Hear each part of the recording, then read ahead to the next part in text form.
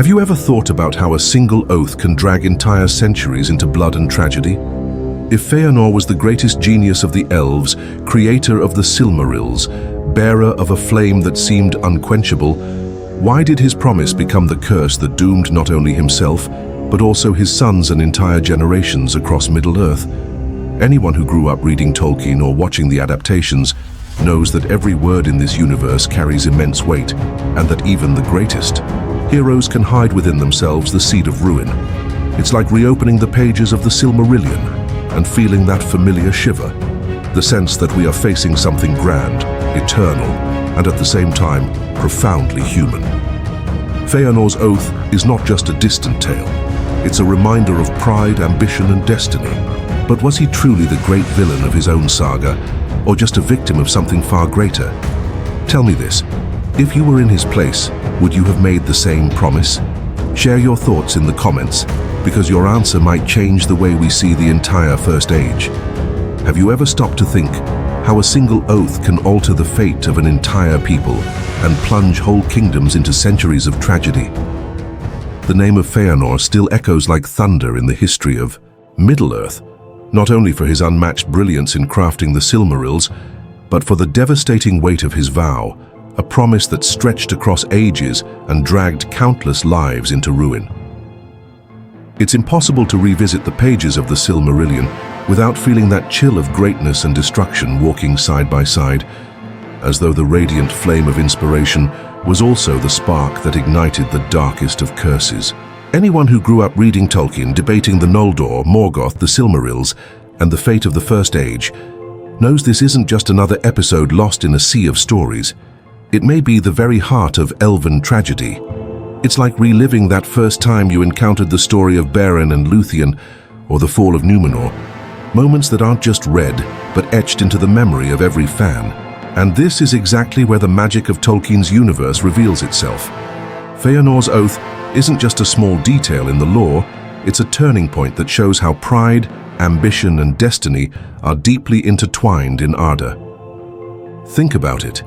If you were the greatest genius of your people, if you had created something so sacred that even the Valar looked upon it with reverence, would you swear to defend your work at any cost? Or would you let time decide the fate of your creation? Tell me in the comments, would you have the courage to carry such an absolute promise on your shoulders, knowing it could doom even your descendants? Today, we're going to separate what Tolkien actually wrote, highlight the three key evidences of the oath, and understand why it resonated with such force throughout the First Age. We'll walk together through the pages of the Silmarillion, revisit Tolkien's letters, and dive into the cruel logic that turned an act of passion into an eternal curse. And soon you'll see the specific detail that makes this oath not just a forgotten promise, but the very chain that bound the fate of the Noldor into a spiral of blood and sorrow. Have you ever asked yourself how one man, even the most gifted of his people, could cast a shadow so vast that it stained the destiny of countless generations? Fëanor, greatest of the Noldor, is remembered both for the unmatched beauty of his work and for the destruction his pride unleashed. Creator of the Silmarils, the most perfect and sacred jewels in all of Middle-earth, he was admired even by the Valar, but alongside this genius burned a heart marked by fire, the fire of ambition and the inability to step back from an insult. From that fire came the cursed oath, a vow so absolute it became a doom. If you grew up reading the Silmarillion or discussing the Noldor in forums, gaming tables, and late-night chats, you know the feeling this moment brings. It's not just another piece of the story. It's the point where we realize even the mightiest heroes can seal their own fate. It's like recalling a memory that burns, as if we could feel in our own veins the weight of those words spoken in fury. Fëanor and his sons raised their voices before all and declared they would pursue with relentless vengeance anyone who withheld or sought to keep a Silmaril against their will. This wasn't just an oath of loyalty. It was a sentence written in fire, a pact even the Valar could not undo. Now think with me. If such a vow was that absolute, was there ever truly a chance to escape it? Or from the moment Fëanor spoke it, was the fate of his people sealed? Tell me your thoughts in the comments. Do you believe this promise was born from courage and devotion? or from pride and arrogance? Would you be capable of swearing something that could condemn not only your own life, but the lives of your descendants for all eternity? Today, we'll dive into this shadowed episode of Tolkien's Legendarium, sifting through the canon, understanding how the oath was forged and analyzing the devastating consequences it brought. And soon I'll show you how this very vow became Morgoth's greatest weapon, one not forged through armies, but through the crushing weight of the elves' own pride. And tell me, why is it that among so many grand adaptations of Tolkien's universe, one of the most decisive moments of the First Age has almost vanished from the screen? Fëanor's oath, the burning vow that hurled the Noldor into endless wars and spread sorrow for generations, is the driving force behind almost all the tragedy of the Silmarillion. Yet when we look at visual adaptations, whether films or series, it's treated as a distant detail, nearly forgotten. For those of us who grew up with Tolkien, debating late into the night about the Noldor, Morgoth, the Silmarils, and the First Age, it leaves a strange feeling. How can something so central, so essential, could it really have been ignored? It feels as if we are staring at an incomplete tapestry, a story told only halfway. In the books, the oath is a thunderclap, a defining moment that transforms the rebellion of the elves into a cosmic tragedy. Every battle, every loss, every act of betrayal or heroism is, in some way, rooted in the words spoken by Fëanor and his sons. But on screen, what do we have? Films that barely mention it, burying it under the dust of ancient texts, and series that choose to focus on politics or world-building, yet refuse to touch the very wound at the heart of it all. For anyone who knows the canon, this absence isn't just a gap. It's a screaming silence, and maybe that's why so many fans feel something is missing from the adaptations. Imagine watching the entire story of the Elves without ever understanding why they became so divided, without seeing the root of the curse that haunted them through the ages. It's like telling the downfall of Numenor without the pride of the Númenóreans, or the War of the Ring without the crushing weight of the One Ring. Fëanor's oath is not just a minor lore detail. It's the gear that drives the entire tragedy of the First Age. To erase it from the adaptations is to strip the spark from a wildfire. But was this a conscious choice, to simplify the narrative? Or was it fear of facing a theme so dark, so complex? After all, how do you adapt to the screen a vow that not only defines characters, but shackles their very souls to fate and doom? And that's exactly what leads us to the next point. If the oath was forgotten on screen, how does Tolkien describe it within the deeper logic of the lore that governs Arda? Have you ever stopped to think about what an oath really means in Arda? We're not talking about words shouted in a moment of fury, but about vows that touch the very essence of the one who speaks them. When Fëanor and his sons raised their voices before the Noldor and swore eternal vengeance against any who dared to keep the Silmarils from them, they weren't merely declaring loyalty to a cause. They were binding their very souls to the fate of those jewels, as if every heartbeat pulsed in rhythm with the light of the immortal stones. Tolkien makes it clear across his writings that certain oaths carry a cosmic weight, almost as if the world itself records them, turning promises into unbreakable laws, curses that cannot be escaped without devastating consequences. And that is what makes Fëanor's oath so terrifying. It wasn't just a pact between father and sons, but a bond that transcended personal will, ensnaring an entire bloodline in a fate that could never be ignored. Each time one of Fëanor's sons met resistance in their quest for the Silmarils, it wasn't a matter of choosing war or peace. It was the inexorable pull of the oath itself, like an invisible chain dragging them forward. Tolkien shows us in other places that solemn vows, spoken with absolute intensity, become spiritual prisons. Remember the Oath of Yor, binding Gondor and Rohan until the end of days, or the Oath of Isildur, which left the men of Dunharrow wandering as restless shades until Aragorn released them. What this reveals is that in Arda, to swear in the name of something greater than yourself is to play with the forces of fate, to forge bonds that not even the Valar can unmake. And in Fëanor's case, the genius who brought light into Middle-earth, his greatest creation, became his greatest prison.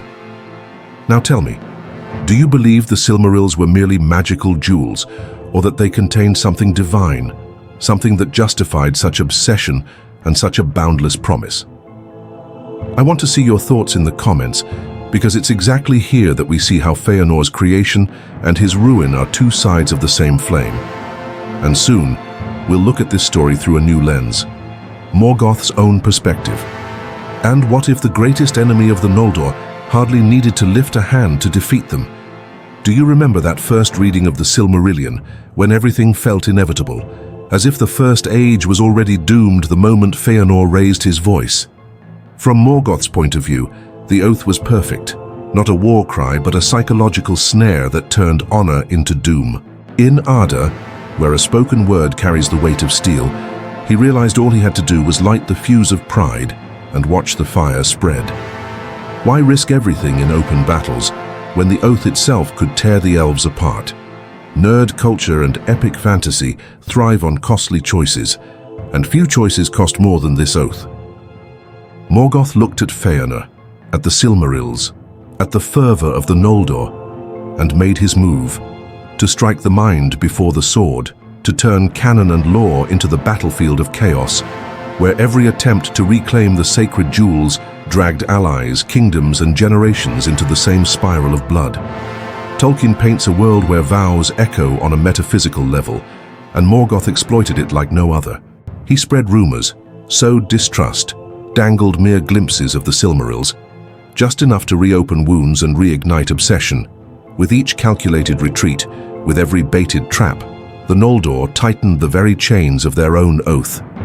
The First Age became a board where the enemy moved fewer pieces and gained more ground. Think of the keywords of this disaster: Fëanor, Silmarils, Noldor, Morgoth, Valar, Curse, Oath, First Age, Arda, Tolkien, all converging into a war not only of steel and shadow, but of pride and destiny. And now I want to hear from you. If you were in Morgoth's place, would you have chosen direct war against Valinor and its armies, or would you have sat back and watched the elves destroy themselves, slaves to their own promise? Which scene, which line, which theory from this chapter of the lore gave you the biggest chill? The blazing exile, the relentless pursuit, or the knowledge that every victory demanded a terrible price?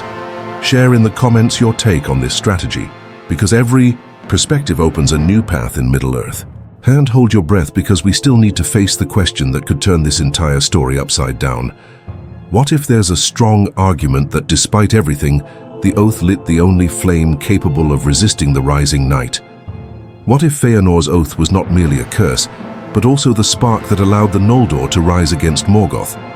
Anyone who has delved into the Silmarillion feels the weight of tragedy, but also sees that without that burning promise, perhaps there would have been no resistance, no courage strong enough to stand against the Dark Lord.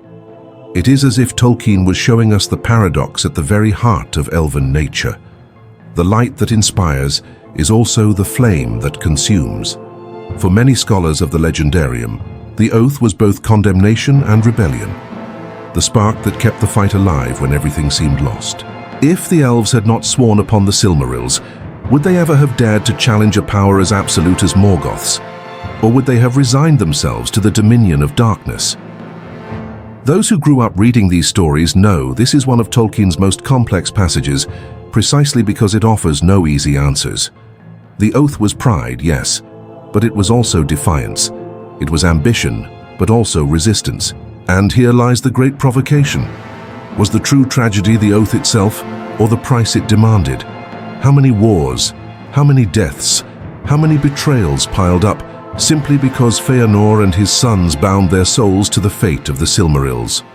Now, I want to hear from you.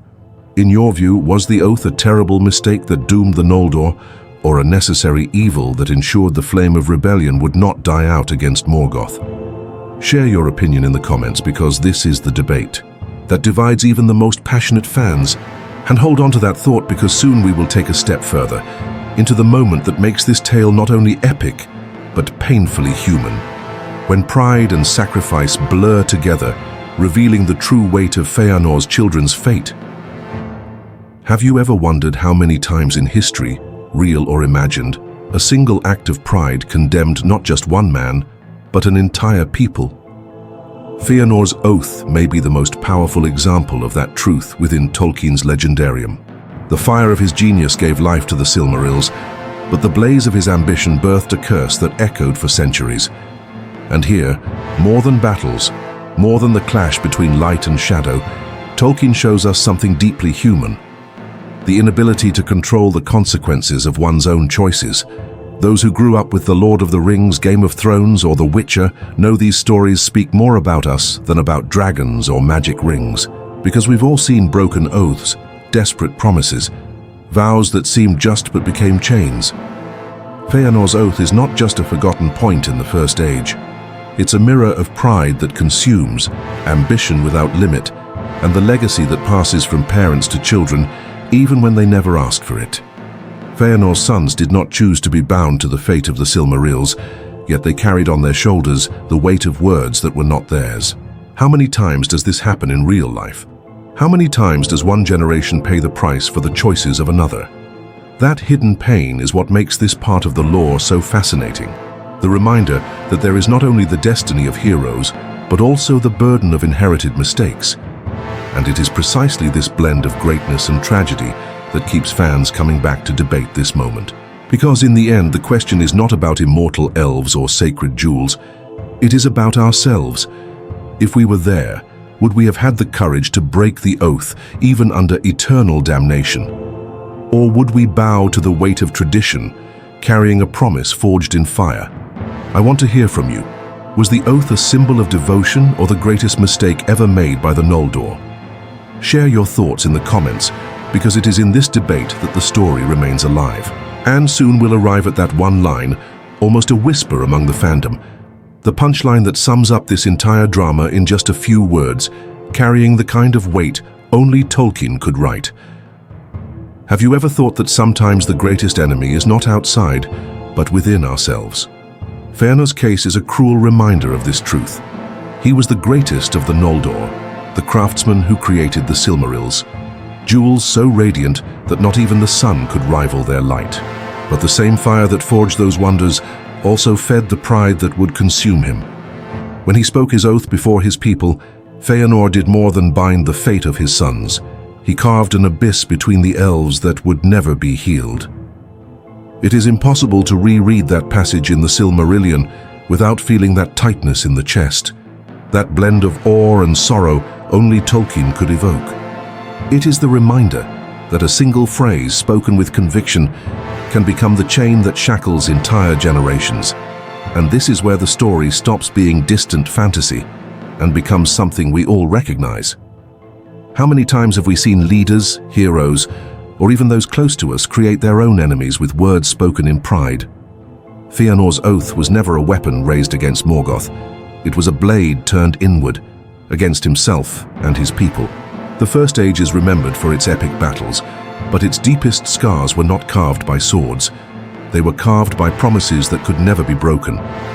And in the end, the line that echoes, almost like a whisper among fans, is the cruelest of all. Fëanor's greatest enemy was not Morgoth. It was his own tongue. An oath that began as rebellion and passion ended as prison and doom. And of course, because we can't miss the chance to laugh even in the middle of tragedy, there's always our community meme. If someone had asked during the council, Legolas probably already knew how this was going to end. Now I want you to tell me, in your opinion, what was the moment when it became clear that Fëanor's fate was already sealed? Share your thoughts in the comments, because this debate goes far beyond a single character. It's about pride, about choices, and about the weight of every word.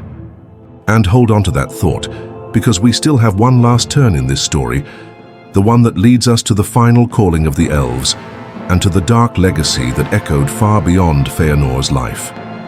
Have you ever stopped to think whether Fëanor's oath was an act of supreme courage, or just the darkest reflection of his pride? That's the kind of question that follows every fan who dives into the Silmarillion, because it's not just about a promise made in desperation, it's about a decision that shaped the fate of the Noldor, and echoed as a curse across generations. Anyone who grew up reading Tolkien knows these stories are never just about battles or magical artifacts, but about human dilemmas that speak directly to our own reality. With every rereading, we feel that Fëanor's fire didn't just burn in the Silmarils, it burned in his very soul. And maybe that's why his words became chains heavier than any sword Morgoth ever wielded. And this is where belonging speaks louder. Do you remember the first time you discovered this oath? That shiver, that realization that a single speech before his people would change the course of the entire First Age? That's the impact that makes epic fantasy so alive. No matter how many years pass, we keep debating it as if it were real history. Keywords like Silmarils, Noldor, Morgoth, the Doom of Mandos and Fëanor's Oath aren't just lore terms, they're symbols that carry eternal discussions about destiny, free will, rebellion, and sacrifice. And now I want to pull you into this debate. In your view, was the oath truly an inevitable curse? A tragic mistake that could never have ended any other way? Or do you believe deep down that there was still a conscious choice, that Fëanor could have chosen differently, changing the course of history? Tell me in the comments, because this is where the video turns into an open council of fans, where every opinion lights up a different corner of Middle-earth. Light the beacons of Gondor, drop a comment, hit that like button, and subscribe so you don't miss the next chapters of the First Age. Here, every forgotten detail of the legendarium comes alive, and every ancient promise shows us how even the greatest heroes can be consumed by their own fire.